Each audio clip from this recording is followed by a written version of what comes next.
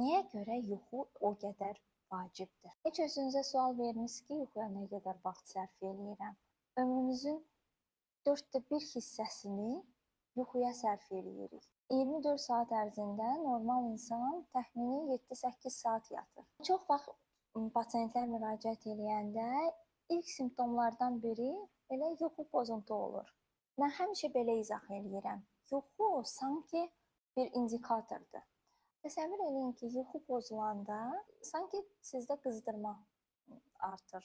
Amma bu qızdırmanın səbəbi müxtəlif ola bilər.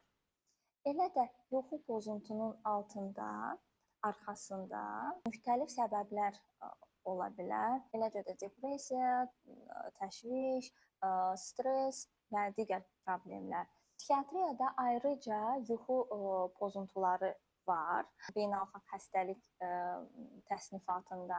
Lakin çox zaman yuxu probleminin altında müxtəlif digər əsas səbəblər durur.